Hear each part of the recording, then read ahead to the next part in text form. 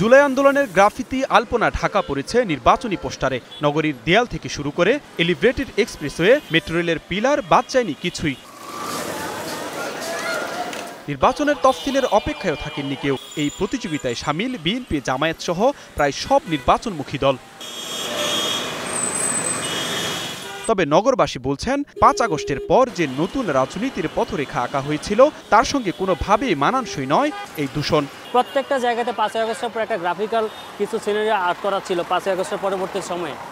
গত সপ্তাহে আমি দেখলাম যে প্রত্যেকটা পিলারে হচ্ছে বিভিন্ন রাজনৈতিক দলের ফেস্টুন ব্যানার। এই যে আমাদের মানে কালের পরিবর্তন বা দিনের পরিবর্তন, আমরা যে ভাবলাম যে বাংলাদেশ হয়তো নতুন চেতনা জাগ্রত, বাট আমরা যে অবস্থায় ছিলাম সেই অবস্থায় আছি। ফেস্টুন ব্যানার লাগাচ্ছে, এটা শহর একটা নোংরা করছে, রিক্সা একটা বাইক দেখা যাচ্ছে এটার দিকে তাকাতে যা আরেকটা লগে লাগাই দিচ্ছে। তো আইনের বিরুদ্ধে ওরা তো মানতেছে না, আপনার দেখা যাইতেছে ওদেরই লোক, এটা ওদেরই লোক করতেছে, বাট আমরা দেখতে পারতেছি ওরা বলবে অস্বীকার করতেছে বা এটারে আপনারা মূল্য দিতেছে না। এইসব পোস্টারিং না, বরং ভালো ভালো কাজের মাধ্যমে দেশে ভালো কিছু করুক, তাহলে আমরা অবশ্যই তাদেরকে গ্রহণ করে নেব, প্রত্যেক দলকে গ্রহণ করে নেব।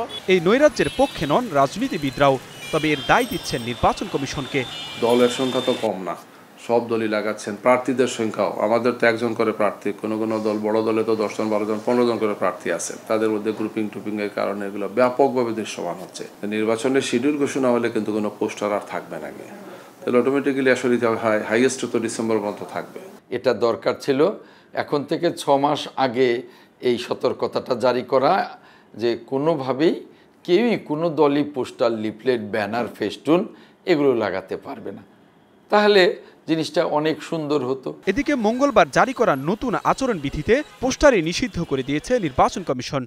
পোস্টারকে নিষিদ্ধ করা হয়েছে, এটা সম্পর্কে আপনারা জানতে চেয়েছিলেন। ফেস্টুন করা যাবে, লিফলেট করা যাবে, তার একটা আকার আকৃতি দেওয়া আছে।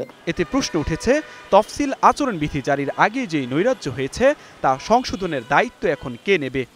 গত ১ মাসে আমরা প্রায় ১,২৪,০০০ ব্যানার, পোস্টার এবং ফেস্টুন আমরা সরিয়েছি। আমরা যতই তাদেরকে বলছি তারা এগুলো সরাচ্ছে না। গণবিজ্ঞপ্তি দেওয়ার প্রস্তুতি নিচ্ছি যাতে করে মানুষ জানে যে আমরা কী ব্যবস্থা নিব।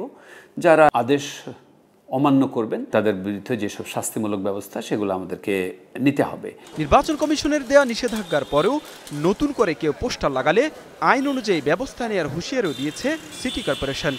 ৫ই আগস্টের পর নতুন বাংলাদেশের নতুন ধারার রাজনীতির প্রত্যাশা ছিল সাধারণ মানুষের, কিন্তু আগামী নির্বাচনকে ঘিরে আবারও সেই পুরনো ধাঁচের রাজনৈতিক প্রচারণায় নেমেছে দলগুলো। ২০১২ সালে যত্রতত্র ব্যানার, পোস্টার এবং দেয়াল লিখনের উপর একটি আইন পাশ করা হলেও সে আইনের তোয়াক্কা করছে না কোনো দলই।